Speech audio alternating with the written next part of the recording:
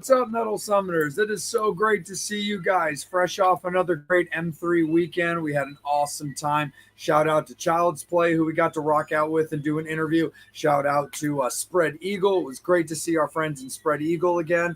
And also shout out to our buddy Ron from Empire Extreme, who sat in on our interviews that we did and also invited us to participate in a couple of his interviews, of which he did with Wolf Hoffman from Accept, as well as Lita Ford. So overall, very, very successful weekend for the Metal Summit. And that is coming off of the heels of a very successful Nashville appearance, which is where this guy comes into play, where we got to see our good friend and hang out. And you remember him from a previous Rockin' Pod when we only had him for 15 minutes. But you know what? Let's see if we can get 17 minutes out of him this time. But as always, our good friend Richie Rivera from Planet Janet, from the Janet Gardner Band, is joining us right now live. First and foremost, Richie, thank you so much, my friend. It's an absolute pleasure to get this done and have a little bit of fun tonight. And welcome back to the Metal Summit. Dude, it's so good to be here. Thank you so much. I'm so excited for this. We've been trying to do this for a while, so I'm glad we finally made the connection happen. So yeah, this will be a blast.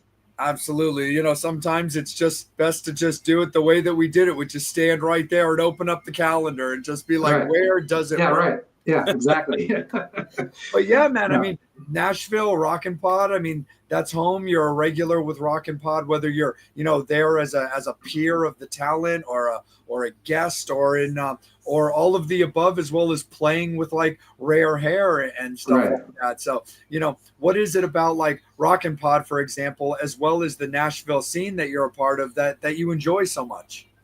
Yeah, I mean, I've gone to almost every single Rockin' Pod. I think I might have missed the very first one, but after that, I've gone every year because I think it's an amazing community, both on the local level as well as nationally. I mean, you get people coming in, such as yourself, from all over to talk rock, to talk metal, and just have a kindred spirit with everybody else.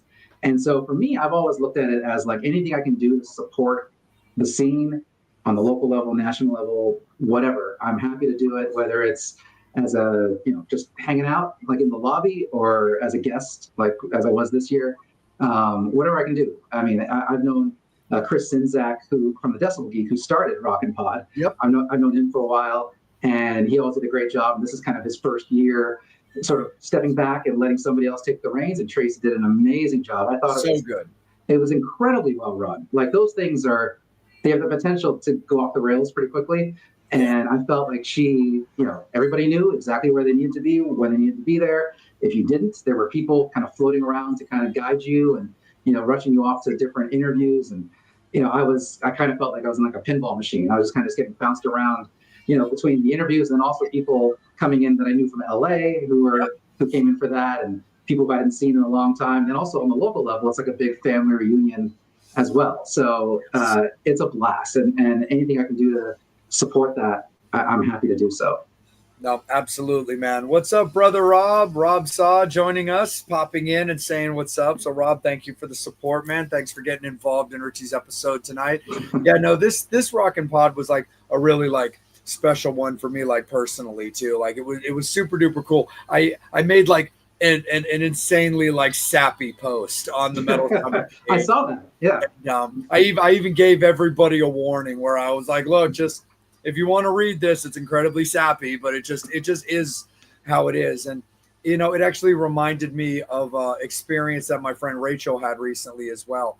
But it was funny because like when I do the Rockin' Pods with the guys, like I get very kind of like in my little zone about like doing Rockin' Pod, and always make time for for me and my girl Megan to go and have a great time and hit the vendors a little bit when we're able in between interviews. And it was funny because I remember Tracy making a post after I either saw it right when I had gotten home or while I was at the airport, because I couldn't make the comedy show this year because I had to come back that Sunday. Right. And, about these posters, and I was like, I don't remember seeing any Rockin' Pod posters, but hey, that's pretty cool. And then I'm looking at the posters. I was like, well, this is very cool. It's got this like the anime, like the drawings look very like Rob Zombie-ish, and the band kind of looks like the Ramones. But then I noticed something where down the side it was all the podcasts, and I was like, well, that makes sense. That's awesome. That's cool. And then down at the bottom, it had all of the guests listed. And I'm like, wow, I actually need that. There's not a lot of things like memorabilia wise that I really feel I need. I mean, I like getting my vinyls signed and stuff like that, but the thing that stuck out to me on this is because the person I was most excited about that I did get to meet, I wasn't able to score one of his interviews, but I've since talked with him and he's down to do the show when we can like get it scheduled.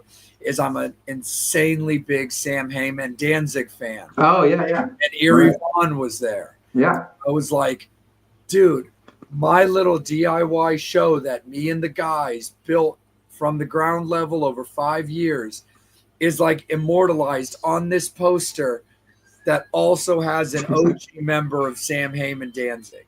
Yeah. And it's like, it's not a lot of memorabilia, like I said, that I need. I was like, that I need. So I reached out to Tracy and I was like, I had to split. I'm not able to make the comedy show. How do I get one of these? She's like, hang tight. I'll let you know.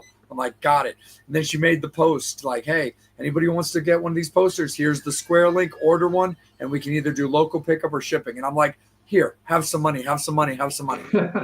Need it in my life.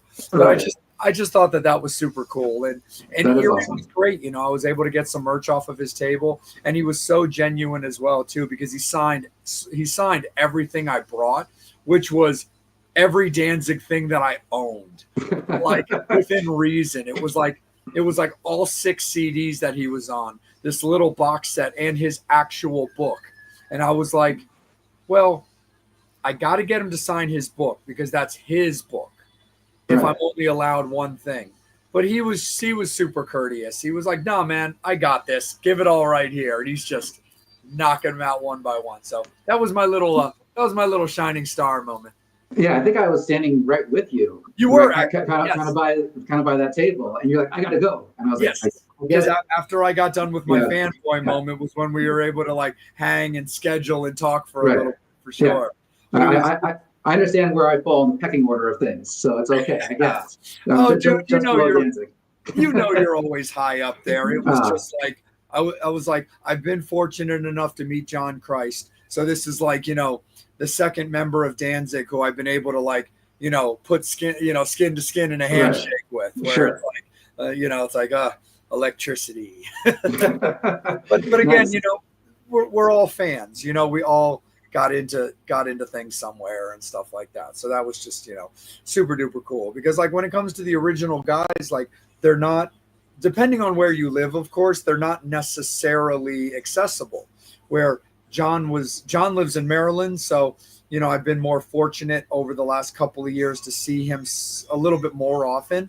But like, you know, Erie's not a recluse, but he's a quiet guy. He just doesn't get out there like that. Right. And when it comes to Glenn, you know, with the he's always been Glenn, of course. But when it comes to like, you know, the success of this original Misfits reunion, it's definitely, you know, made him a lot harder to like get to, unless you're able to go to one of his like movie premieres or stuff like that. But our man Angel, he is out of traffic. He is home and he is on the Metal Summit. What's up, dude? We're talking a little bit about Rockin' Pod. Oh man, just want to say, man, traffic in Jersey is worse than Nashville. I believe that. Although I'm from LA, so my threshold for traffic is pretty high. No, for sure. We experienced that as well when we were out in LA. So that we did. Yeah. Absolutely, but that was definitely a good one. But Richie, of course, man, let's jump into a little bit of like the current goings on as well, and then we can always, of course, jump into all the other fun things that we get to talk about. But what can you tell us right now about what's going on in the world of Planet Janet? So right now, Justin and Janet, they're working on album number 5, I believe. So that's nearing completion. Hopefully done sometime this year, and then we'll go on the road.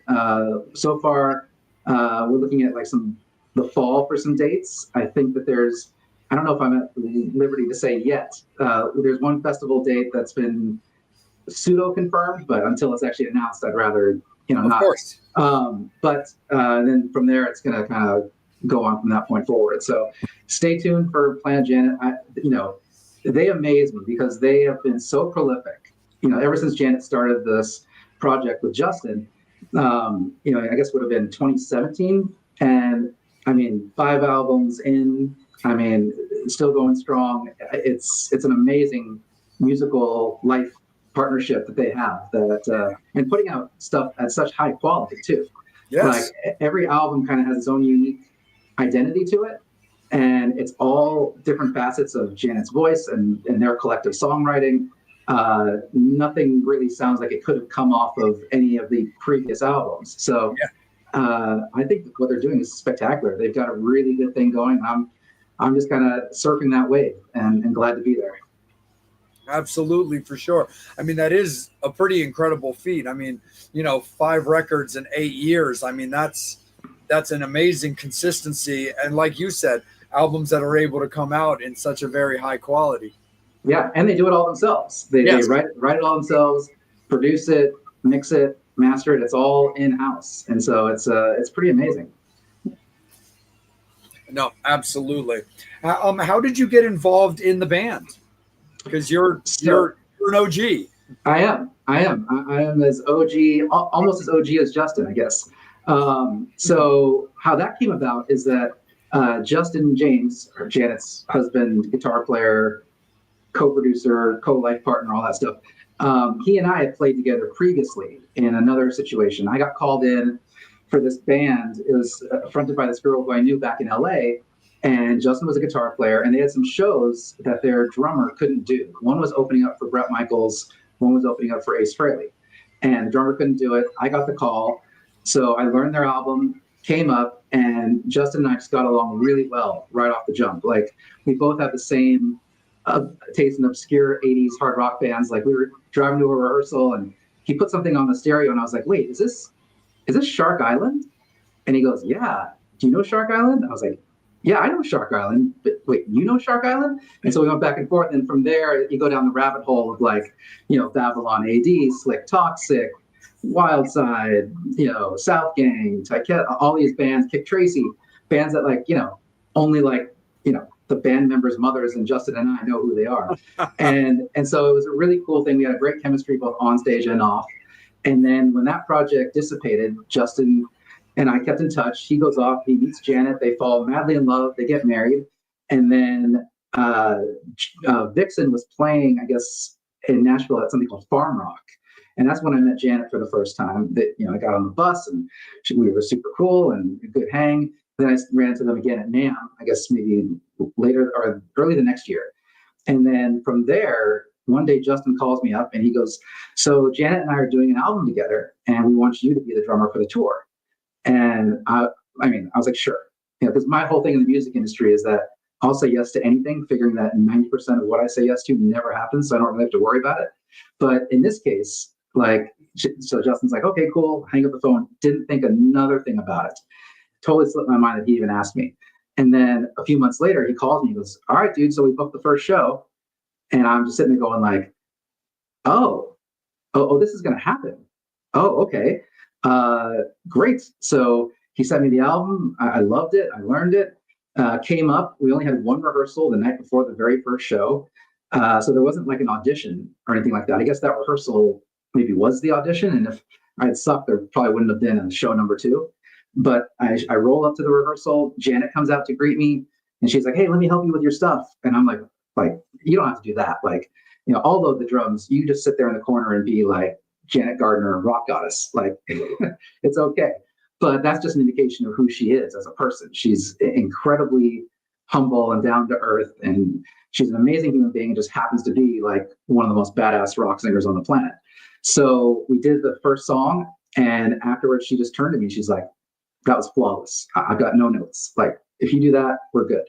And so that was, I did that. And, 8 years later, I'm still here. So I must be doing something right. Yeah, man. No, absolutely. For sure. Like, when it came to everything that, they put together with that, and of course the influence that Vixen had in, Janet's singing, but also songwriting style based off, the career that she had leading up to that. what have you seen from, in the words of the rocker, having the best seat in the house, right between the guitar and the bass? Right. How have you watched just the progression of Janet as a singer and a songwriter, coming in as her own thing out of such a high profile band with a great catalog of their own? Yeah, so it's actually a pretty noticeable difference. So for that first album that they did, I think so she was still in Vixen at the time. Yeah. And she said this, so I'm not saying anything, like out of turn, that it didn't really make sense for her to like do music that sounds exactly like Vixen if she's still in Vixen. So I think on the first album, there was a conscious effort to sort of stray away from that and explore other territory. The first album is actually pretty heavy. Like there's a lot of like, almost industrial type moments of it's very aggressive stuff, but still very melodic too. And so I think that was a conscious choice on her part. And then what I've noticed is that over the years, with each sort of successive album, they get a little more melodic and maybe a little, now that she's out of Vixen, maybe a little closer to that stuff, but in a more modern context. And I've seen, the fact that she's just crushing it. Like, and you listen to a song like Wounded, or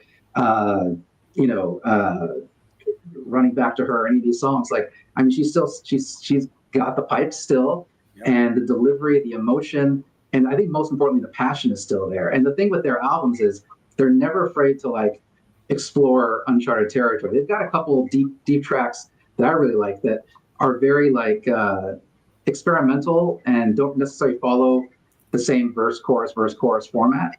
And that's something that, they're in a situation where it's like, there are no rules. Like, you can do whatever you want. So any flight of fancy that either one of them wants to entertain, I think is fair game. And so for them, I think that they've really enjoyed the journey. And if you look back at the catalog of what they've amassed up to this point, it's very impressive. And she loved doing it. Like, you could tell her heart's in it. And I think you can actually see that because when we play live, as opposed to, other artists who have come out of big bands, those artists, when they do quote unquote solo shows, oftentimes will just play the songs from the band that they're from.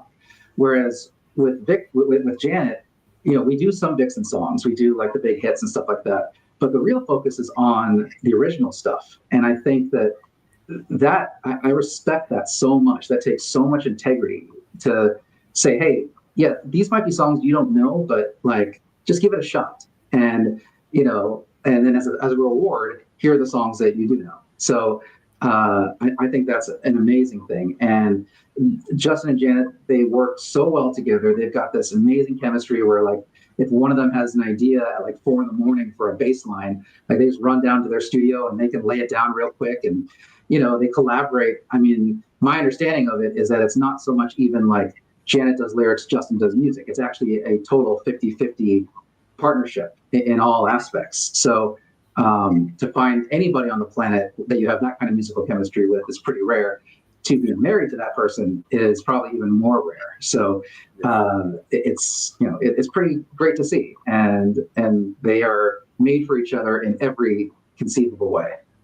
No, absolutely. And it's funny, since that you bring up the first album and its heaviness, because you're 100% right. I went to your guys' first tour. That's where you and I met. Right. That's right. At Fishhead Cantina, in Baltimore. And it's so funny because, again, she's got that great back catalog with Vixen, and you want to, honor those hits and keep the fans happy when it comes to that kind of stuff. But focus on the original music, just like you said, which you all did. And the thing that was so funny, that's the reason I bring it up, is especially that first tour, because it's that first album. Songs like Broken Heart and Crying actually seem out of place because they're not that heavy industrial sound. They're fantastic songs. I still love them to death. Broken Heart, Crying, and Rev It Up. Like, they're great songs. But that particular tour, they seemed very strangely spliced, because it was like, heavy. Now it's time for Crying, more original music, and slide in Rev It Up. because I'm pretty sure you also did Rev It Up on that tour. Yeah, we did. And then, closing it out, with Broken Heart after More. And it was like, it's just really, really interesting the way that particular one played out. But then the next, 3 albums all complement each other very well, even going back to that first album as well. And since I haven't actually been able to see you guys live since that first tour, I believe it's Chris. Forgive me if I'm wrong. Is it still Chris on bass? Oh no, Anthony G is the bass player. So Anthony's been with us pretty much all of it except for maybe the first couple of shows. So I think he must have been with us when he was, because he joined right before the East Coast tour that we did. Okay. So and that was the show that I met you at. So that was his first run with us. Okay, so he's still there. I've just got the wrong name for that situation. So that's cool. But still a consistent lineup. Yeah.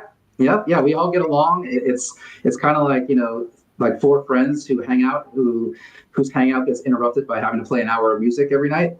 But it's like it's a really cool vibe. Poor thing. I know. It's terrible. I don't know how I manage. I'm like Job over here.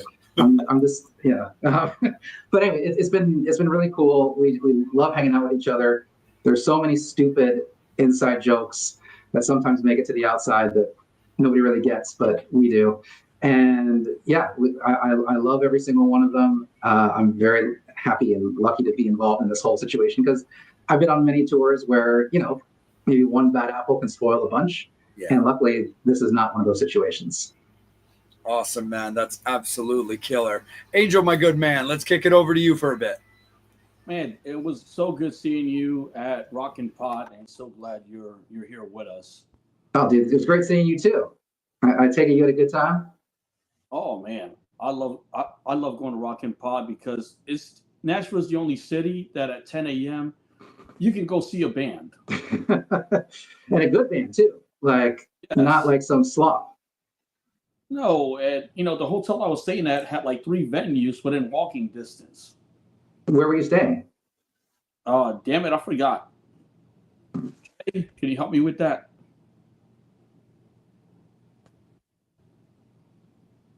I believe we were at the Holiday Inn. Yeah. But it was right next to I think it was called the Showroom. Or the Gibson Showroom. I think. Yes. Yeah, right on you're like Broadway and. Oh, it was. We were in the hotel right behind. It had the Dukes of Hazzard Museum. Oh, you're there. Okay. There. Not the Gibson Showroom. Right. It would have been like Music City Center, or not Music City, Music City Bar and Grill, scoreboards. Scoreboards. Yeah, scoreboards. Yeah. That's where we were, because right behind our hotel, and we all went and visited. It was Cooters. Yeah. The funniest thing about Cooters is, I grew up a massive Dukes of Hazzard fan, and so like when I went there for the first time, the funniest thing about it is that look at you, see, you got it. Yes. You got to represent. So the funniest thing about that is like I guess the guy who played Cooter on the show ended up becoming like a senator or something like that. And so he created this thing, Cooter's Garage. And the funniest thing about it is if you walk in there, there's way more Cooter in the museum than there ever was on the show. Like, he'll pop in for a line or two on the show, but if you walk into that museum, you would think it was like the Cooter show featuring the Dukes of Hazzard. Yep. Yeah, but man, and I hope they do it next year. Yeah, I did too. I loved it. I'll go every year that they have it and that my schedule allows. Oh yeah. And as like a final thought before I let Angel continue on, it's like the crazy thing about it is like one of the first things I said when we walked in and like started walking and I'm looking around is I'm like, I drastically underestimated the merchandise value that apparently Dukes of Hazzard had. Like it was genuinely insane. The only thing I can really compare it to is Kiss, where they just marketed the craziness out of so much stuff that would have the Kiss logo. But I really underestimated like how much Dukes of Hazzard things were out there in the ether until we were walking around this museum. Like I said, you know, me and my lady Megan and Angel, we were all like, this is insane. Yeah, I guess maybe the Dukes of Hazzard are like the redneck Kiss. I don't know. Yeah. Definitely want to. My first question is, how was it playing Glamfest last year in Australia, and how were the Australian audiences? It was amazing. So that was actually our second time in Australia. So the first time was in 2020, right before COVID hit, actually. It was a 3-band tour. It was us, Enough's Enough, and Ron Keel. And so that tour in 2020, we were there for like close to 2 weeks. So we had plenty of time to explore and do all the touristy stuff. The Glamfest thing, we were from like soup to nuts. It was 5 days. So it was like, and that includes like arrival and departure. So like day 1 arrival, day 2 show, day 3 travel, day 4 show, day 5 out. So it was really quick, but the shows themselves were fantastic. Like I got to see Taiketo live, which is one of my favorite bands of all time. And Danny Vaughan could not have been cooler. You know, Justin James actually played bass in Taiketo for a brief stint. I think I'm maybe on like one of the Monsters of Rock cruises or something. And Danny and Janet have a really cool friendship and everything like that. So he was hanging out with us the whole time, which is crazy because I'm sitting there going like, dude, you used to be on my wall. And he was so cool, so nice, so down to earth, and the band was on fire. And so I love seeing that. You know, every band on the tour brought it. You know, Slaughter was fantastic. Lynch Mob. Heat was really cool to see. Like I never thought I'd get to see Heat, and they just destroyed. Like talk about a band that was like dialed in and on point. They were so good. And the audiences were great. The festival was really well attended. It was a lot of fun. I would love to go back. I think Melbourne, Australia might be one of, if not my favorite places on earth. So it's definitely something that I would love to do again. I think that they kind of transitioned from doing sort of the traveling festival thing to doing like maybe select shows. I think they've sponsored something in South America, things like that. But whenever and wherever they want to go, like I will do it because it was so much fun. I couldn't get enough of it. I love Australia. And man, and just looking at that lineup, it's like, you know, Australia is like one of those places that they're not as lucky as we are with getting to see you guys live. So it's just always awesome to kind of see that. But how does it mess with your sleep in general? You're assuming that I sleep. For me, like I'm kind of a night owl. I keep weird hours. If left to my own devices, I'll go to bed at like 7 in the morning and wake up at like 2 in the afternoon. So I'm already kind of fucked up to a certain degree. So for me, it's fine. Like, you know, you fly there as long as you can stay up that first night until like around 8 o'clock or so, and then you crash out. Next day, you know, you're fine. There's no adjustment. I'm pretty good like that. I've always been able to just sort of adapt, and I'm good at sleeping on planes or buses or vans, or, you know, I've used an amp for a pillow once or twice in my day. So yeah, I can adjust pretty easily to that. So plus you're so excited to be there. It's just like the adrenaline of the whole thing. It's like, if you had told me that as a kid, not only would I ever get to go to Australia, but I got to play there and get paid to do it. Like, I mean, I think you were insane, but so you're hyped to be there. It's a lot of fun. And once you're on a regular schedule, sleep is like the last thing on my mind. When we were at M3 Festival over the weekend, the one thing we noticed that was still popular are the drum solos. I mean, I was just surprised, you know, at a festival, you know, where you think bands try to fit in songs, you know, they still manage to let drummers do drum solos. So I just want to know your take on drum solos. Do you yourself like to do them? So I'm one of the rare drummers, I think, that I hate doing drum solos with a passion. Like, I respect them. As a musician, I love a good drum solo. I love seeing them and listening to them and everything like that. But to do them, I don't know, like the notion of like the whole show stopping and now it's just me. Like, I don't know. For me, I'll do it if it's like a time filler, like I'll do it for that. But like, I get way more satisfaction out of playing a song than I do playing a drum solo. And I get it. Sometimes, maybe singers need a break or, you need to change things for staging. And I totally understand it from a production standpoint. But personally, I'd rather play a song. Like, I get way more satisfaction out of playing an amazing chorus that I love than I do some crazy Radama flam flam drum porn thing that you see on Instagram. Like, I don't know. I like playing songs. I'm a melody guy. I'm a song guy. That's where my love is. And I kind of feel, if you've ever seen me play, I feel like I kind of show off enough within the context of a song. Like, I don't need the whole show to just stop and like, okay, now you go. Like, it's just they're never fun for me. It's never something that I look forward to, but I really should work on that. I should get better at drum solos, because when it's time for them, pretty much like my mind just kind of goes blank, and I just start throwing my hands and feet around and hope that it kind of makes sense. And then I stand up at the end as if I just accomplished something. So for me, like, I'd rather not do them, but I appreciate them from a musician standpoint. You yourself as a drummer, do you have any drummers that has done drum solo that just sticks out to you? Oh, sure. I mean, well, Tommy Lee is the king of it, because whether you're a drummer or not, like, I mean, it's a high point of the show. Like, he turns it into a production, whether it's spinning upside down, being on a drum set on a track at the ceiling of the arena, or the roller coaster thing, or whatever he's doing. It's a part of the show. So that's not a chance for a bathroom break. Like, you want to see what rabbit is he going to pull out of his ass this time. Same thing, but on the complete flip side to that, you go and see, like, Neil Peart in Rush, that I was lucky enough to see once.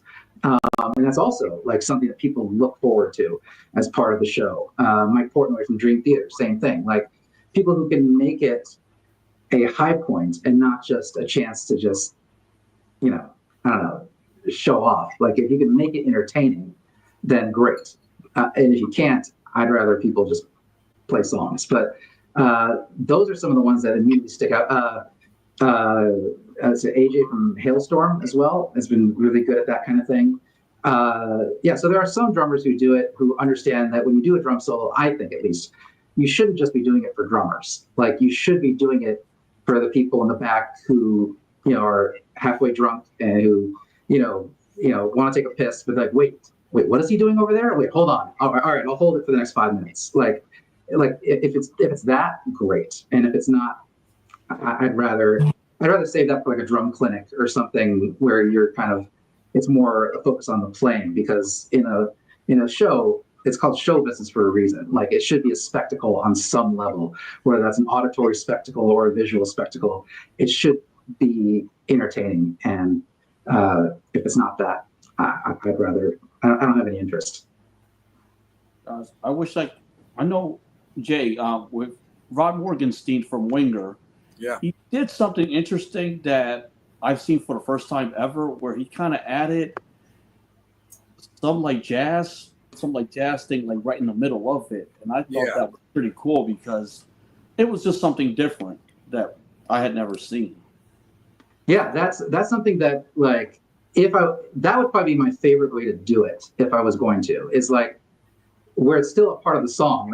Like with Rod, I think it might have been at the end of like Heading for a Heartbreak or something like that, where he just kind of goes off and starts playing with time and subdivisions, and you can watch the other guys in Winger, because they're sitting there watching him, and you can see them like stamping their foot, because if they don't, they're not going to find the one, because he just kind of plays with time in such an interesting, unique way. And it's almost it is very jazz fusion influence, which is his background. And so for something like that, where you're still keeping it musical, like, I think that's super cool. So yeah, I know exactly what you're talking about. And Rod is one of those guys that does not get the attention he deserves when people talk about the great drummers of rock. Because we played with Winger at the Arcada Theater a few years ago, and could not have been nicer, could not have been more down to earth. And he gets behind the drum set, and everybody's jaw just hits the floor. They're just like, how is he even doing that? Like he's that good. Like he's 72, and it's like he's still playing as if he was 40. Yeah, life goals. And you're right, definitely a nice guy, because I got the chance to take my picture with him, and I became like a fanboy. Like, guys, I love your records. I played along to your records when I was a kid. Can I take a picture? I think one of my favorite, like, not counting Tommy Lee because he has the ability to make those insane drum solos because of, like, the roller coaster or the Ferris wheel or stuff like that. Right. But I remember a while back I got to see Whitesnake, and Tommy Aldridge was an absolute lunatic in his drum solo, because not only is he playing so precisely because of all of his experience and all of his influences, but then he like switches it into like beast mode where he's like pounding the cymbals and the drums with his fist. He's not even using sticks. And I'm just like watching it, feeling like every bone in my hands are breaking, like watching him do it, where I'm just like, oh my God, ow. But at the same time, this is insanely incredible. And I feel like Tommy, he's like 102, but just absolutely killing it. It was so incredible to watch. Yeah, Tommy Aldridge has been 102 since like 1988. Mm-hmm. So, like, I don't know how he does it, because he is a beast. I actually did. So, being from LA, there used to be a club right next to the Whiskey called the Cat Club. Tiny little place, little hole in the wall. And at the time, there wasn't even a stage. There was just like sort of a space on the floor where the band would set up. And Tommy Aldridge was playing, I think was with some instrumental band, and they played there, and he brought in a pretty big kit. And he sets it up on the floor, and I'm literally like as close to him as the computer monitor is to me right now. Like, I'm that close to him, and just watching him destroy, like playing that little tiny place like he was playing the Staples Center, it was unbelievable. He is such a good player, such a good, like, and a great showman, and great feel, great pocket. I mean, he's kind of what a rock drummer should be. He's that good, and he still has a ton of hair. So, he's truly he's one of one. Besides the drums, do you yourself sing or play any other instruments? Sort of, yeah. So I singing, it's one of those things I'd like to be better at. Like, I'm good for some yas and some woes, but outside of that, like, if you want to clear a room, just give me a microphone. But as far as playing goes, yeah, actually, I do play acoustic guitar. I taught myself in college. It's kind of a strange story where, so being from LA, for reasons which are rather ridiculous, I ended up going to college at the University of Vermont, so all the way across the country. And so when I got there, and I don't know if this is still the case or not, but at the time, they had a rule that if you were an out-of-state student, you had to live on campus for the first 2 years. So that presents a bit of a problem for a drummer, because this is before like V drums were popular on the consumer level. So you can't really bring a drum set into a dorm room. So I was kind of going stir crazy, not having a creative outlet for the first time in my life. So I remember I was sitting in my dorm room, and I was listening to the acoustic version of I Saw Red by Warrant. And I heard that 1,000 times, but for some reason that night I was listening to it, and I was just like, God, how do you do that? Like, how do you create something that beautiful? Because I grew up taking drum lessons, so I know how to read like drum music, but I don't have any training on like, melodic instruments. So I didn't know anything about sharps or flats or fifths or fourths or anything like that. So to me, it was like magic. It was like alchemy. It's like, how do you create something that beautiful? And so a couple of days after that, I was talking to a friend of mine who lived on my floor, and I was kind of lamenting the fact that I didn't have a creative outlet, and I was kind of going a little nuts. And he's like, well, why don't you borrow my acoustic guitar? I was like, really? And he goes, yeah, I'm not using it. And so I jumped at the chance, because as a kid, growing up in the era of the power ballads, like I always knew, like, anytime the singer would strap on an acoustic guitar, I was like, oh, this is going to be a good song. And so And then also right around that same time, I was getting into some of like these acoustic folk rock artists, something that Matt Nathanson calls man folk, which I think is a pretty good description. But so bands like Jackal Pierce, early Vertical Horizon, Guster. I was also getting into that, which is acoustic-based music as well. So I grabbed that dude's acoustic guitar and I went down to the music store. This is before YouTube. And bought a book that shows you like what the, how to make the different chords and like pictures of what your hand is supposed to look like with each chord. And went online and downloaded the chord progressions to my favorite songs. So like, I saw Red by Warrant and Heaven by Warrant and Blind Faith by Warrant and lots of Warrant, but other stuff too.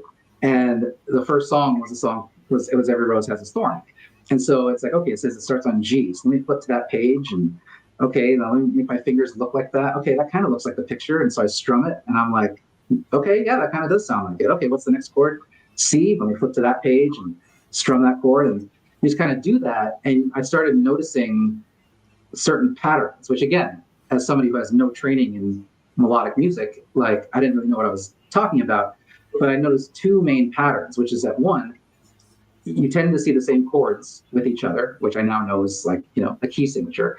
But the other pattern I noticed was that a lot of those songs, a lot of those power ballads are very similar musically.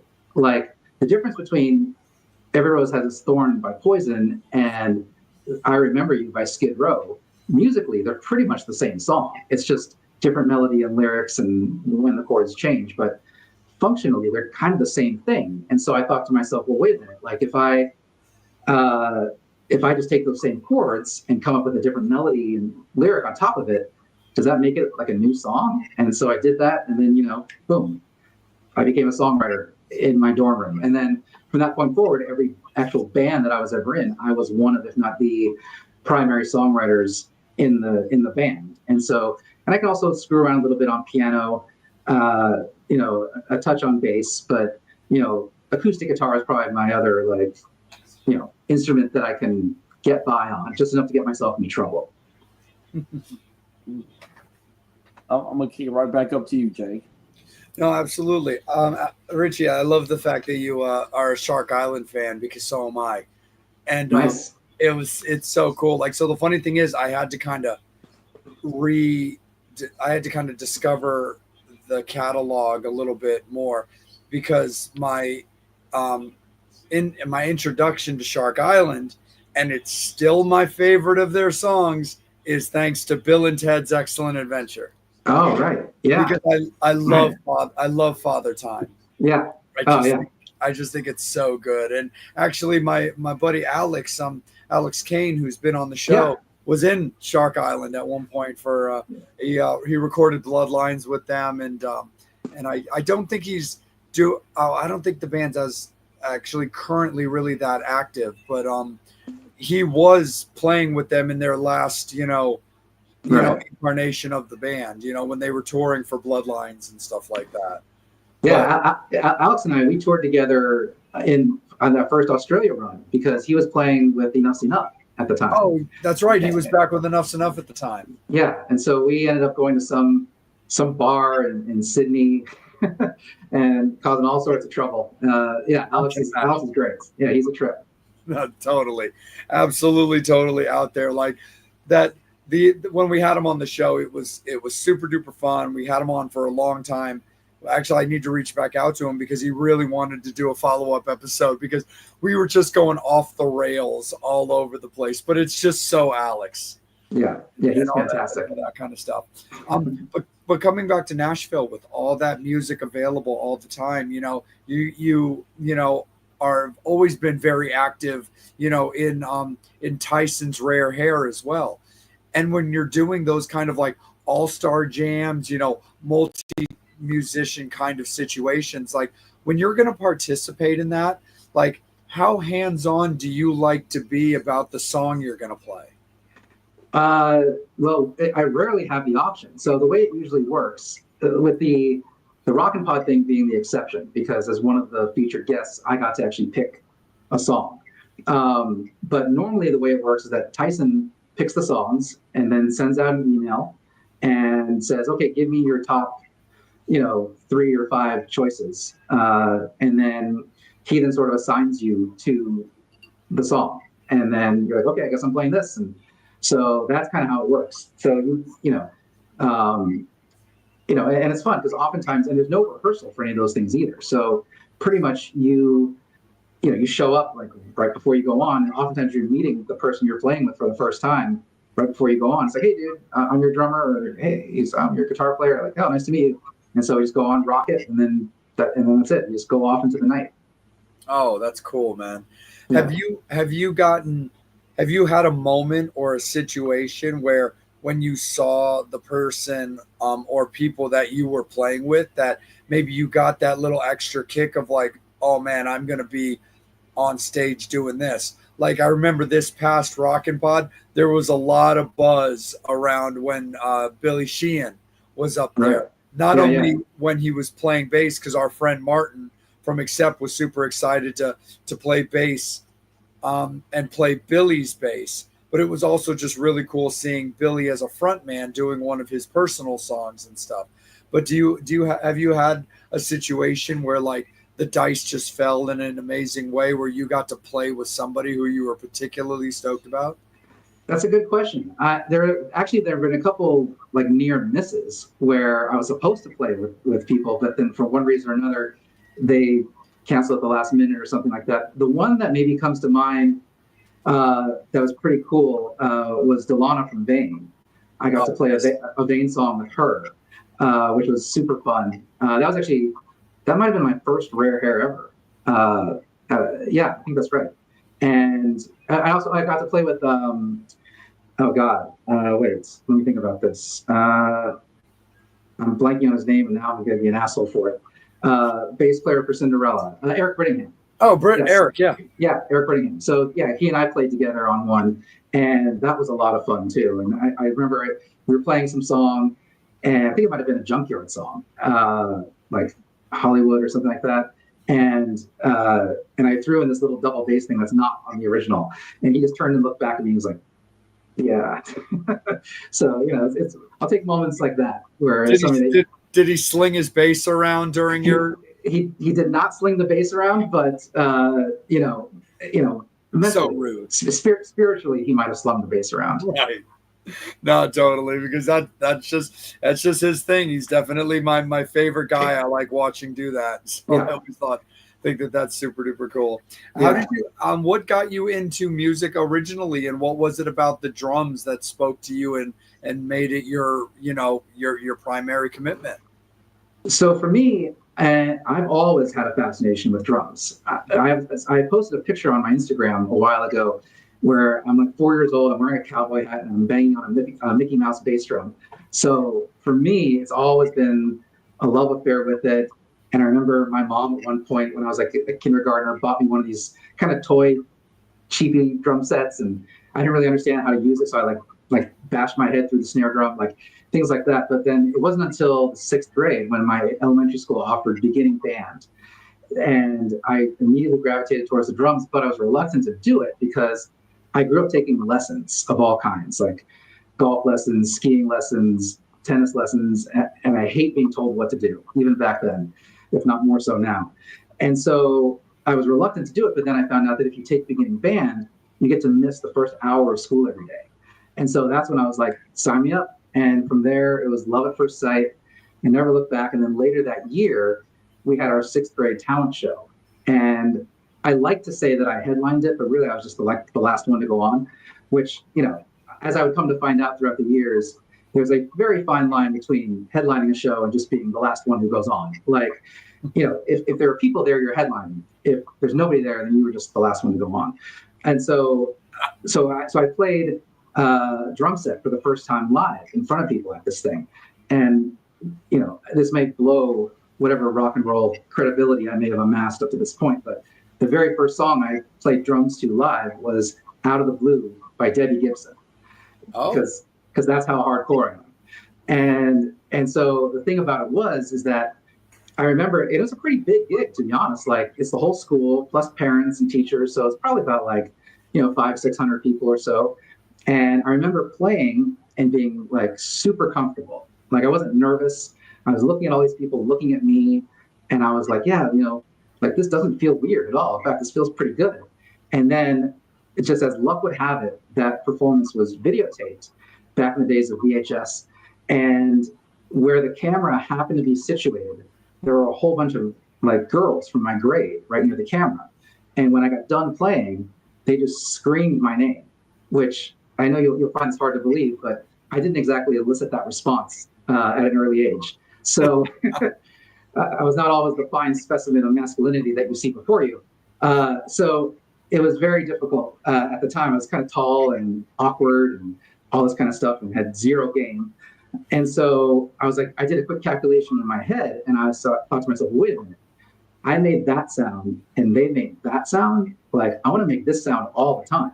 Yeah. And so that sort of set me on my journey. Oh, nice, man. That's awesome. What as opposed to getting started off with like for playing like, I Think We're Alone Now by Tiffany.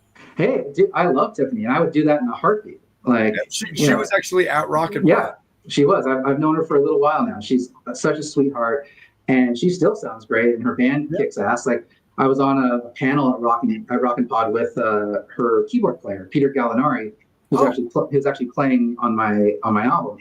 And so it was, she's awesome. So I'll play I Think You Alone Now till the day I die. Like, that's one of the songs. It's funny, like when I was a kid, I used to play I Think We're Alone Now, Out of the Blue, Edge of a Broken Heart by Vixen, like in my living room as a kid.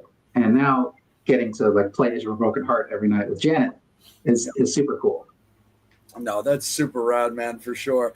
But that's also a really cool segue, because I definitely did want to talk about that. So absolutely, man, let's discuss your album. How much that you can talk to us about it, and like, how's it like, how's it coming along for you, and what can you tell us about its potential release? So there's a lot to talk about there. And actually, I talked a little bit about it at Rockin' Pod, but this is actually my first like sit down, more extensive conversation about it. An exclusive. That's right. A Metal Summit exclusive. You got it. And it's kind of weird talking about music that people haven't heard yet. So it's kind of a strange dynamic. But that's actually, hopefully when it does come out and when the first single comes out, maybe I can come back on and we can, delve a little deeper into it. Absolutely. But basically, what this album is, it's a collection of songs that I wrote following a rather traumatic breakup that happened very long time ago, and some of the existential questions that I was sort of forced to confront in the aftermath of that. And originally, this is the album that should have never happened. And what I mean by that is that the events that inspired the album should have never happened, but also I never intended anybody to hear these songs. Like, this was never meant for release at all. The whole point of these songs, it was basically me sitting in my shitty little one-bedroom post-breakup apartment in LA on the edge of my bed, and kind of writing these songs and singing these songs on my out-of-tune guitar with my horribly out-of-tune voice. And just for a few brief moments, the world felt maybe a little more sympathetic than it did otherwise. And again, never thinking I'm going to record anything, never thinking I'm going to release anything. But then I do have a home studio. So I, as a naturally creative person, you start thinking like, well, I wonder what a drum loop would sound like on this, or I wonder what a piano part might sound like. And I slowly started building up these songs, and, not continuously. Like, I'd work on something and then like not touch it again for like 3 weeks, and then come back and work on another something, and then maybe 2 months later, I'll do it again. Like, so it's not like consecutive time, but it's been a long gestating process. And eventually I started fleshing out these demos of these songs. And again, at that point, I'm thinking to myself, well, I'm never going to release this. I just kind of want, maybe it's like an intellectual exercise. Let's just see how far I can take this on my own. And so I figured, like, okay, let's see. So I started building these demos, and it turns out I can take them pretty far. And then COVID hit, and I suddenly have a lot more time on my hands to finish these things. And then it became more important for me. I think I started thinking to myself, you know what, I actually want people to hear this stuff. And I felt like I was robbing myself of the full artistic experience. Like, if you paint a landscape and it's a beautiful landscape, it doesn't make it any less beautiful if you hang it in your attic. But there's something to be said for taking that painting out of the attic and putting it on the wall of an art gallery and saying, I did this, like this came out of me, like expressing it to the world. There's the creation of the thing, and then there's the expression of the thing. And so I felt like I wanted to express the thing. But once I figured that out, I was like, well, I can't release these demos because, they're not good. Like, it's me, like playing everything horribly, singing everything even more horribly.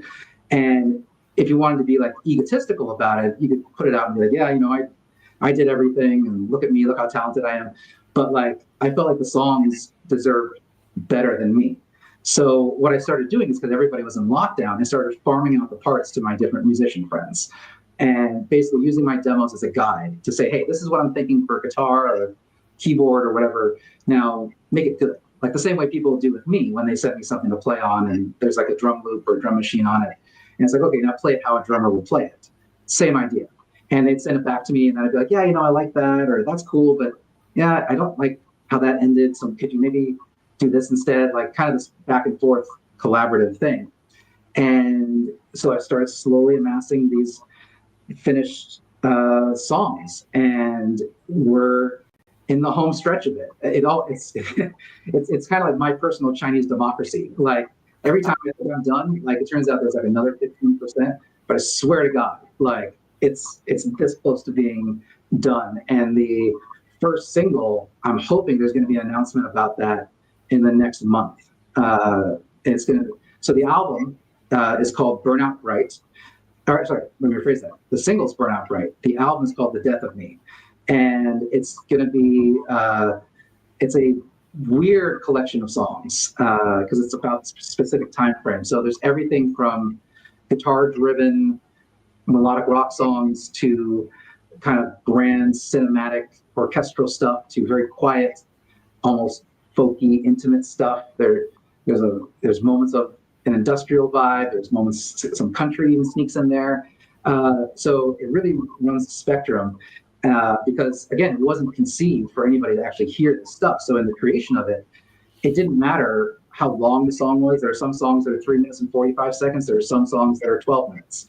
There are some songs where it's, just like an acoustic guitar and a vocal, and there's some songs where there's full strings and massive choir and all this kind of stuff. So whatever it was going to take for me to be able to be satisfied, so that whatever the song was trying to convey, when you hit stop, I want to be able to say, that's how I felt.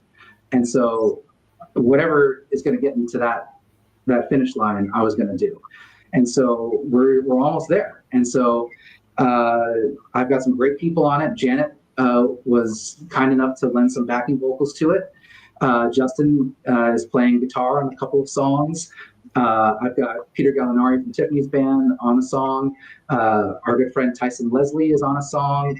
And the lead vocals are being handled by my old bandmates from my old band in LA, Madison Page. Paul Carule is the singer for it. And he did an outstanding job. And because it's a very difficult thing when you're running that sort of a gamut from that level of diversity, like you need one singer who can really convincingly convey all of those different emotions. And not everybody can do that. And Paul really did an amazing job. And he actually loves the album more than I do. So he's like the album's biggest cheerleader. He calls me up every month. He's like, is it done yet? Is it done yet? And now it's actually going to be done. So I'm very, very excited about it. I cannot wait for people to hear it.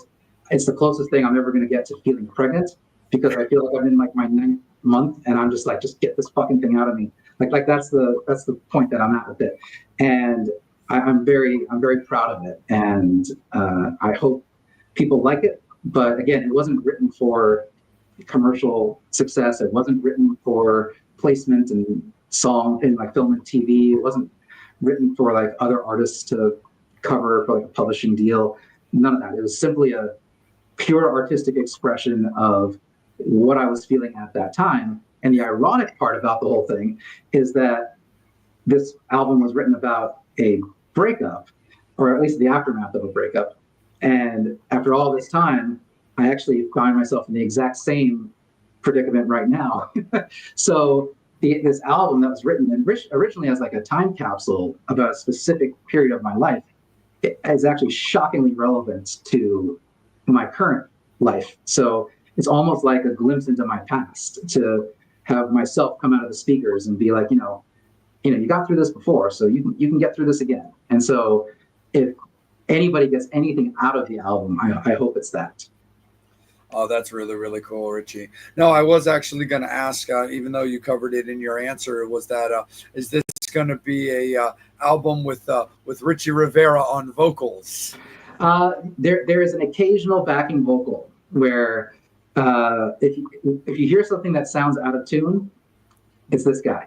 So it's I have some great people on it who can do a much better job singing than me, and so I'll just stick to the drumming. The weird part about it is that actually, so I wrote these songs, and oftentimes when I demoed them, I didn't actually play the drums on the demos. I just kind of programmed them because, again, I wasn't thinking this was going to be a thing. But then when it came time to actually record the album for real, like I went into a studio here in Nashville called Sundog Studios, which unfortunately is no longer there, and tracked all the drums. There's 13 songs on the album, tracked the drums in like 5 days. And it was weird because I had to like play these songs sort of for the first time. So I was almost like my own session drummer, where I was like, wait, I had to listen back to the demo and be like, wait, what did I do there? Okay, so I just kind of, it was a very strange experience, but very, very cool. Nice, man. And before I kick it back up to Angel, because for curiosity purposes, honestly, and because Angel and I are also very big fans of physical media and just physical product, what is the current plan, if you're able to talk briefly about it, for its release? Is this like a digital? Is this specifically digital? Are you looking to do physical copies of it, whether it be CD or vinyl? Where's your headspace on that?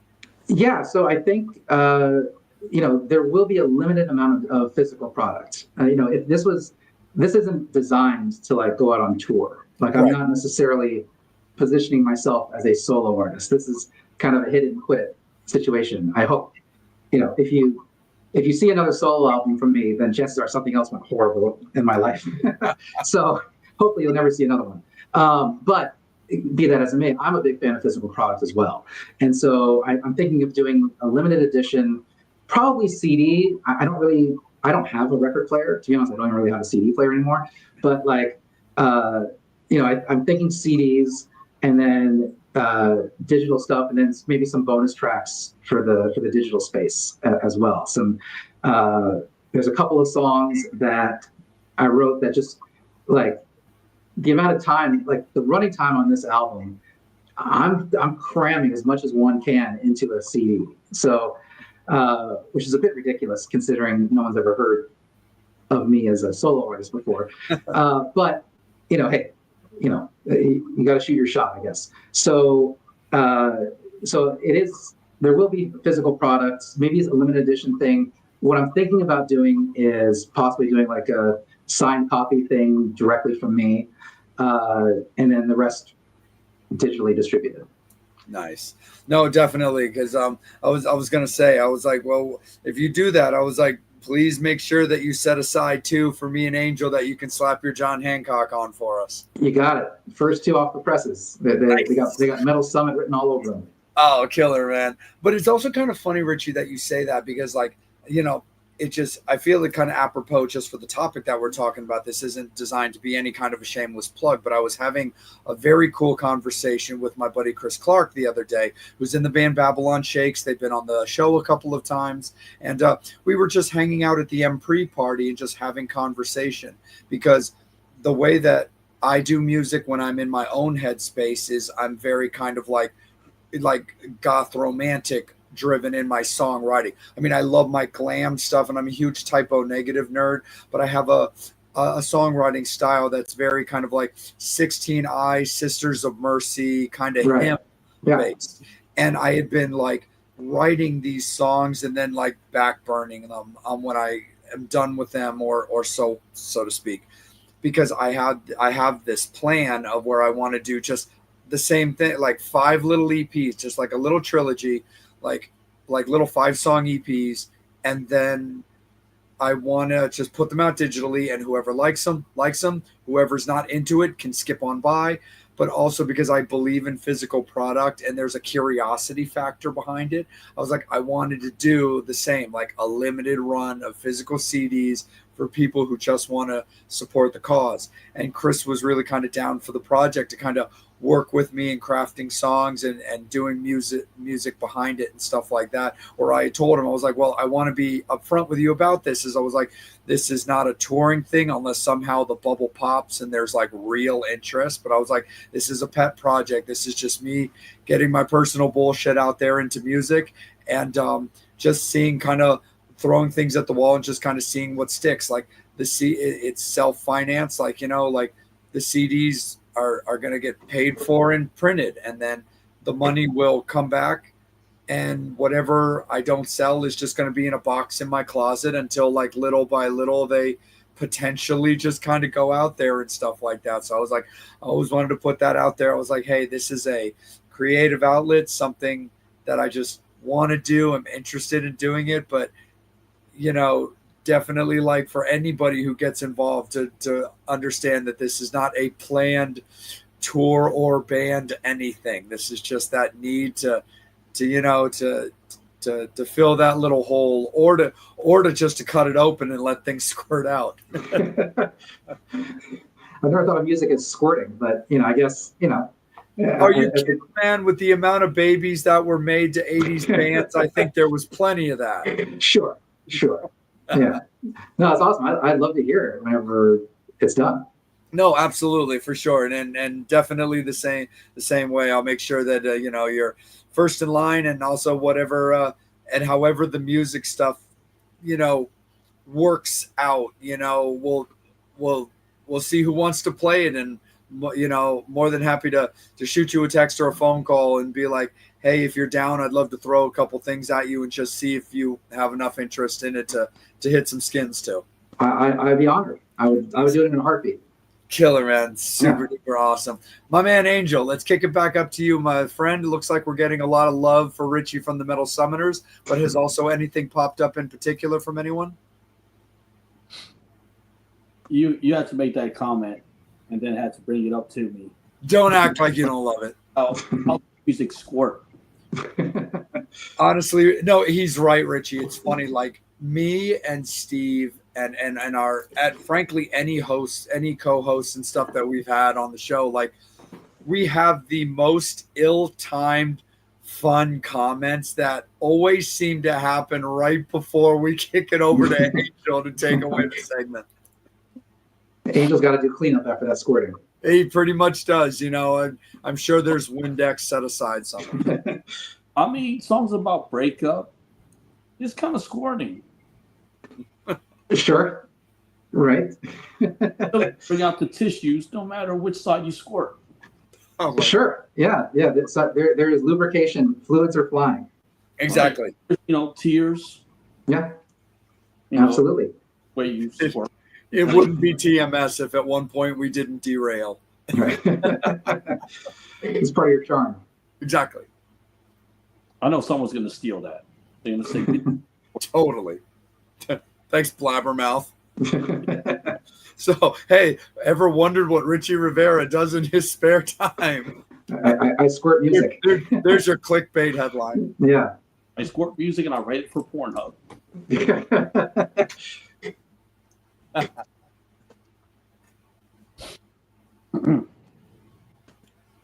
Damn, I forgot my question.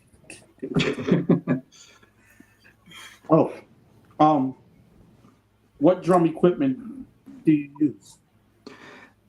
So I'm endorsed by Evans Drumheads and ProMarch sticks, which is awesome because I was playing them before I was endorsed by them. So because I'll never endorse anything that I don't actually use. So I also play Sabian cymbals, and I recently switched to Tama drums. If anyone has seen me live over this last 20 some odd year period, you might have seen me playing this red Premier kit, this early 90s Premier kit. And the story behind that kit is that it belonged to my best friend growing up, a guy named Kevin Johnson. And he was a drummer as well, obviously, and he and I grew up essentially teaching each other how to play drums. Like, he'd be like, oh, I discovered this cool thing you can do with the hi-hat. And I'd say, oh, I discovered this cool thing you can do on the bass drum. And we had the exact same taste in music, and we would turn each other on to bands that we discovered along the way. Like, I introduced him to Poison, he introduced me to Warrant, like that kind of stuff.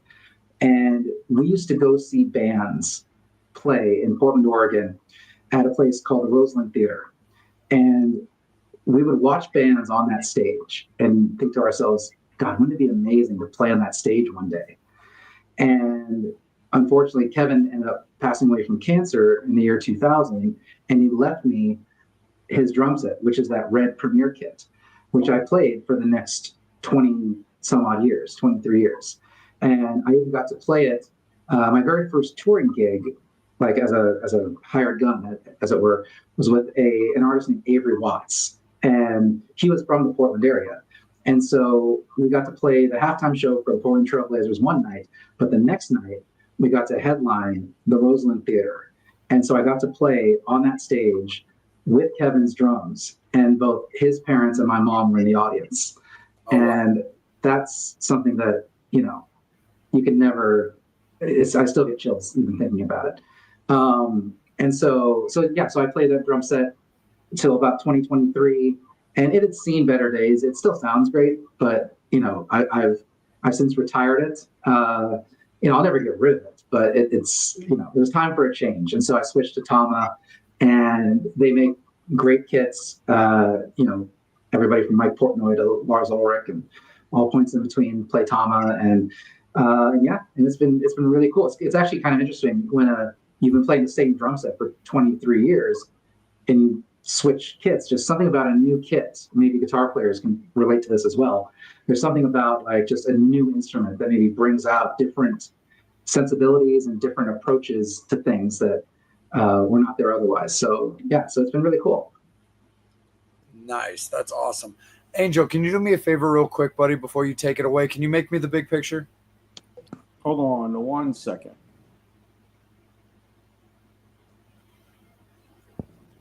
Thank you. Because, Richie, I shot that show at Fishhead Cantina. Is that the one? Oh, no, that's not the one, unfortunately, because that was a rented kit because for that East Coast tour.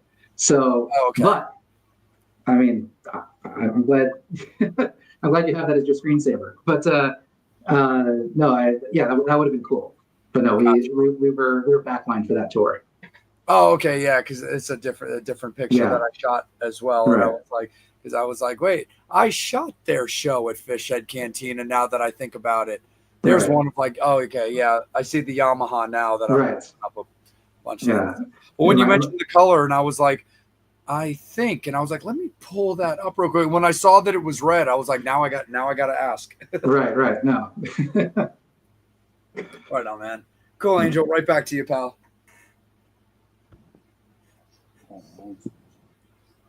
Man, there goes the theme of I Saw Red. I'm sorry, say that again? No, I said there goes the theme of I Saw Red. Oh, yeah, right. Yeah, right. Yeah. Just curious to ask, with the drumsticks, how important, because I mean, I know with playing drums, I would always hate it when the damn drumstick would break or they were just too uncomfortable.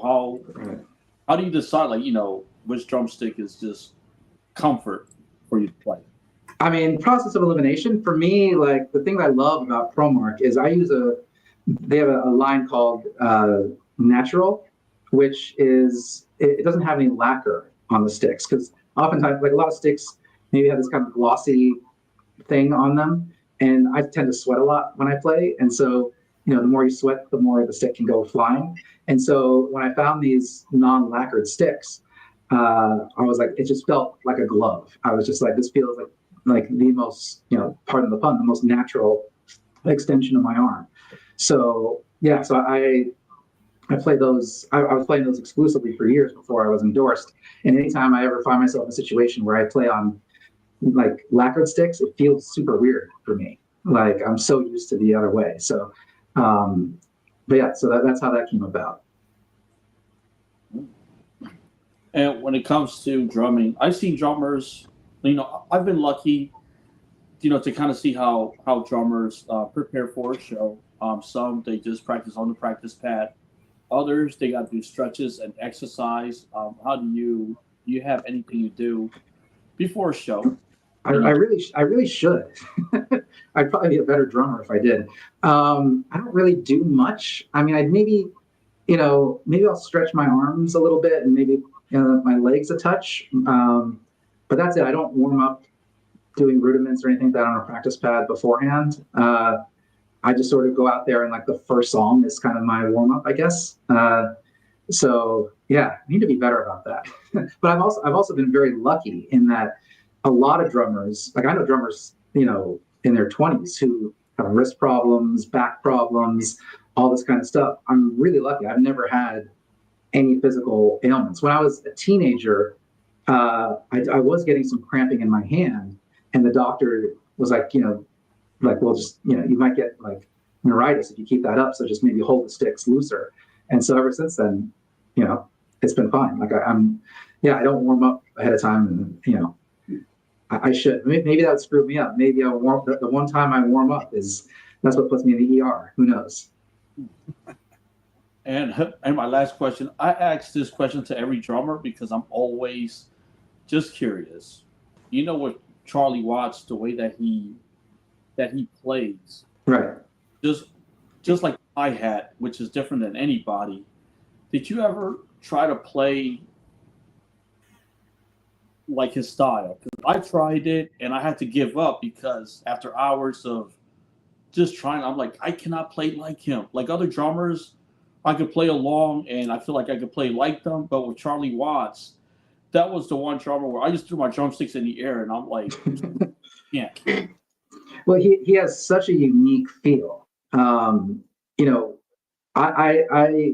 can cop it decently. I'm not a huge Rolling Stones guy. I respect the hell out of them because how can you not? And Charlie Watts in particular is like a human metronome. So I respect them tremendously. But whenever I've had to play Stone songs, I do kind of emulate the way he pulls off the, because normal, for those who don't know, most drummers, if you ever see them playing, they're kind of doing this the whole time. But like when Charlie Watts does it, when he hits the snare, he doesn't hit the hi-hat at the same time. So you get like this kind of motion. And it's an interesting, it's kind of almost like a deeper pocket that occurs because of that. And it's a strange way to do it. So whenever I have to play Stone songs, I do emulate that. The same way sometimes when I play Def Leppard songs, I would put one arm behind my back. But right. You gotta read the room correctly for that move.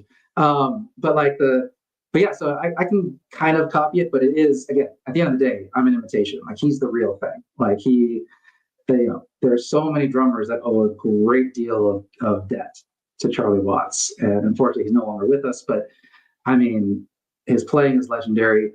To this day, I still can't really do the intro to Honky Tonk Woman that great. Like I can do an approximation of it, but like I'm still kind of just faking my way through it. So yeah, he was really good, and I think a much better drummer than the Stones songs might lend you to believe. Like same thing with like Max Weinberg from Bruce Springsteen's band. Mm-hmm. I had no idea how good that guy was until I saw him on Late Night with Conan O'Brien, because if you listen to Bruce Springsteen songs, they're pretty straightforward. Born in the USA, he's just hitting a snare drum for like 12 minutes. But like that's in the dark, just the same. Yeah, same thing throughout the whole time. Or I'm on Fire, or any of those kind of songs. Just very simple. But then you see him in a big band scenario, which is very difficult music to play, and he just destroys. And I feel like Charlie Watts maybe had like a jazz background and would probably excel in that. But when you're playing, Rolling Stones, he's playing for the song. It's meat and potatoes, let Mick and Keith shine, and that's what he does. And I mean, there was nobody better at it than him. And question from Brian: favorite Limp Bizkit song? Wow, that's a very good question from someone who's not a Limp Bizkit fan. I've learned. I played break stuff the other night.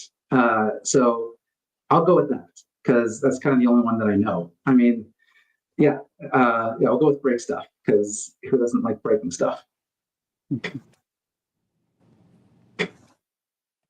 gonna kick it right back up to you, Jay. Absolutely, for sure. Richie, just to kind of piggyback off of Angel's last segment that I always find kind of interesting when it comes to drummers talking about like performing and feel and stuff like that. Have you ever been a gloves guy when you play? No, I never have. I think that I see people do it. I tried it when I was a kid, and it just felt very foreign to me. For the same reason, I actually don't play with shoes on either. Like I play in socks or bare feet because if I'm wearing shoes, it suddenly feels like my feet weigh like 100 pounds, and I feel like I can't be as agile as I want to be. Gloves the same way. It feels like there's this, literally there is a barrier between your hand and the stick. It does help people if they are suffering from any sort of like, hand or wrist issue or, neuritis or any of these things. It does help with that. It also helps with blisters and things like that. But I just can't. I can't get with it. For me, it doesn't work. No, I definitely get you on that for sure. Where with everything that you've currently got going on, obviously your appearance in Nashville and being there, of course. With what you were telling us about Justin and Janet working on the new record, you had mentioned off the air that that you had just played a show down in Atlanta, filling in on a friend's band. So what can you tell us currently about what you've got planned and shaping up for 2025? So in addition to Justin and Janet, I also played for this Americana band based out of here called Herrick. They were actually at Rock and Pot. And they have a single out right now that I played on called Underneath That Old Cowboy Hat. That's doing extremely well at like indie country radio. It's kind of a bubbling hit. And so that's led to a lot of interest for some festival dates over the summer with them. So I've been playing with them ever since around 2019 or so, and mostly just on the local level. And so we'll start doing some, national touring in the summer for that. So that'll be a lot of fun. I also play for a country artist based out of here named Hannah Anders. So there's some shows that are going to be announced probably soon with her. She just got back from the UK. She's got a pretty big following there. And so that's going to be soon to be announced, as well as what we talked about before, my upcoming solo album, The Death of Me. And, if you jump on any of my social media, Instagram, Richie Rivera Music, Facebook, Richie Rivera Music, YouTube, same thing, and keep tabs on me there. You'll see all the stuff that's about to unfold. And I can't wait to share more about the album when the time comes. Absolutely. No, definitely, man, for sure. Fans, we want to also let you guys know that we want to be very courteous of Richie's time. He's been fantastic, and we're going to rock out with him for a little while longer, but it is also going to be last call for alcohol. Any final comments, questions, anything that you want to ask Richie directly or anything that you want to ask the host, don't be shy. We always clear the board about anything that's going on in the TMS world, as well as anything that's going on in the double R, the Rolls-Royce world as well, when it comes to Richie as well. So fans, make sure that you guys go ahead and pump in anything that you want to ask, because now is going to be the time to do it.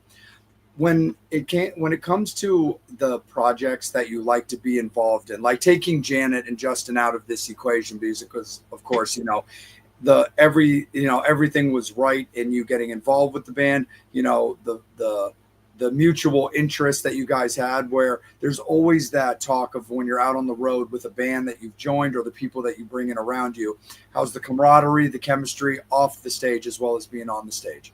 But considering that you're just so overly active musically with various projects filling in or jamming or playing, how do you like to look at the projects that you choose to be involved in? Do you find that a mutual peer or a close friend being involved in some way is an asset, or are you kind of open for any opportunities as long as you understand the criteria of what will be around you?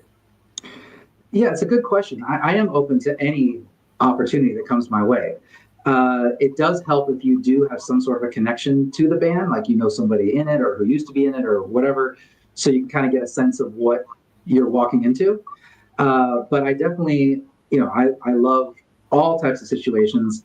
For me, the main criteria, I guess, is that I'm sort of allowed to be myself. Like there are some musicians who maybe went to like Berklee College of Music or Belmont here in Nashville or Musicians Institute back in LA. And a lot of those schools sort of train you to be a chameleon, where like, okay, today you're a jazz drummer, and okay, now you're a pop rock drummer, and now you're a metal drummer for this day. Like, I kind of, because I didn't go to those schools, like a sense of identity is really important to me. And while I can kind of mold myself to the situation, I like situations where I can be me in that context, where if you hire me for a gig, you're getting me. Like, and obviously, you need to sort of, at the end of the day, as a touring musician, your job is to execute the artist's vision. That's it. It's not about you, it's about them. But within that context, my preferred way is if what they want to present and what I want to present are conducive to each other. So that's one of the main things I look for. So, and obviously, like I said, traveling can be grueling sometimes, and it helps if you really get along with everybody. And so having that sense of, not even camaraderie, but just respect and the allowing for personal space and things like that. So I think all those factors play into deciding which projects I choose to become involved with, especially for extended periods of time. If it's a one-off, or a couple fill-in days, whatever, I mean, I can pretty much put up with anything. But like, my preferred method is where I'm allowed to be me and where everybody's awesome. Right.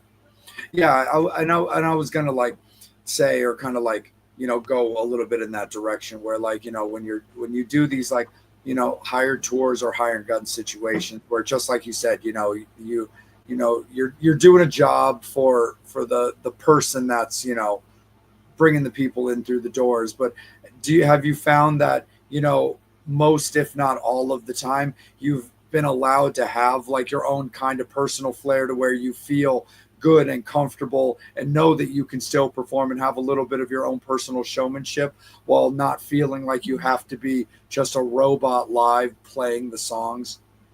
Yeah, I'd say most of them have been like that. I'd say maybe 90% of all the situations I've been involved with have been, which is very fortunate. There is obviously, for instance, if you are playing an original artist gig, then it's your job to execute whatever they recorded, because that's there for a reason. They made those choices. You have to honor those choices. And then you can kind of find moments where maybe you kind of throw a little bit of yourself into the mix, because I also have to think that the reason I got this gig versus somebody else is because of whatever it is that I bring to the table, whether musically or visually or anything else. So, you kind of have to just be respectful of that. And I think actually being a songwriter has helped in that respect, because you understand the role that the drums play, and it's made me a better drummer actually. And it allows you to understand that you are a piece of this machine. You are not the feature of this machine. You are here to like build a foundation upon which other people can thrive. Yeah. But within that context, you throw in your moments, you pick your spots, and you have some fun, and hopefully they like that and encourage that. And if not, that's okay too. Like, because at the end of the day, I'm in the service industry. Like, I'm here to make your music come to life in front of people. So whatever that takes, I'm cool with. Absolutely. And as like a final kind of fun question as well, because I love talking with musicians about where their heads are at on certain songs in particular. When it comes to like, doing, for lack of a better term, covers, whether it's at a jam night or even in, Planet Janet, when you guys are covering, Broken Heart, Rev It Up, or Crying. What's your thought process on like playing the song live? And what I mean by that is, there's always this kind of back and forth amongst musicians on like, does it do they make it sound like the record, like what the fans are used to hearing, as opposed to little tweaks here and there? How do you look at that? Or has that conversation ever played out, whether it's in a different band or even with Janet and Justin themselves, knowing that certain songs have a certain history and often an extended history? Yeah, well, in the Justin and Janet case, with the Vixen songs, I do try to stay pretty close to the originals. I throw in some moments of stuff that maybe aren't there, but they seem to like it.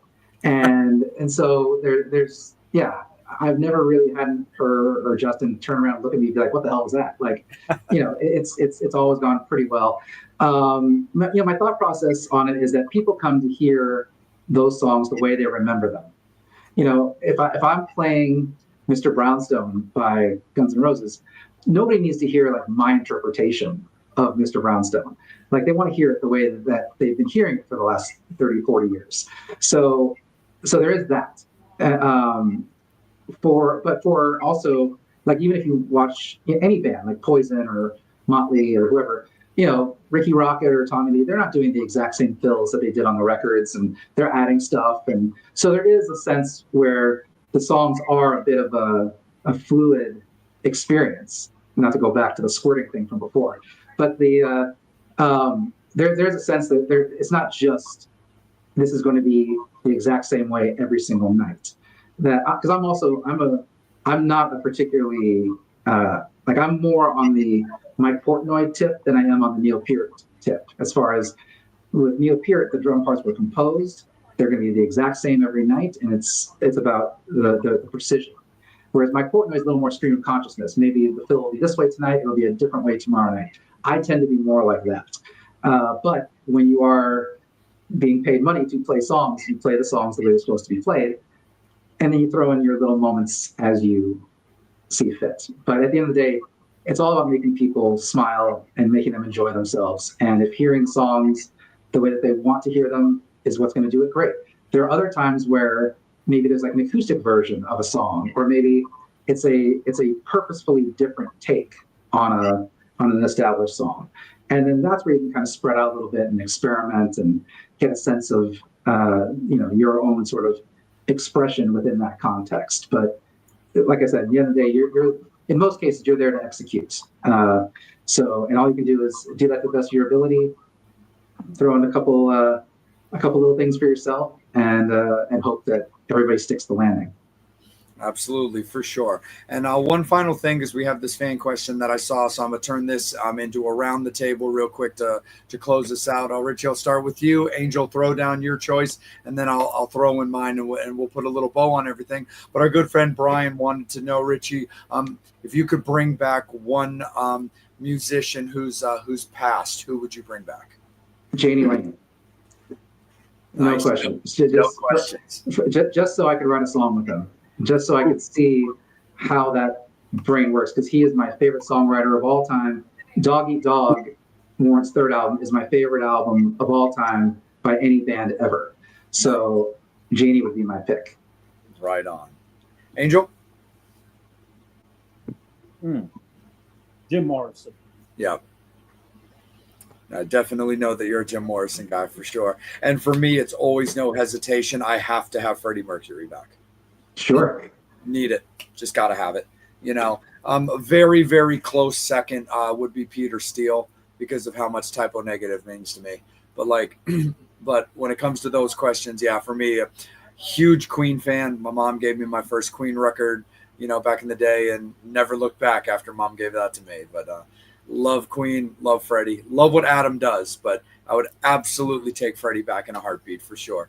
And Richie, we really appreciate you, man. But before we officially let you go, you had mentioned it earlier, but I just want to circle back around one more time. If you can let everybody know where you can be found. You can check me out on my website, richierivera.net or richie-rivera.com. They both go to the same spot.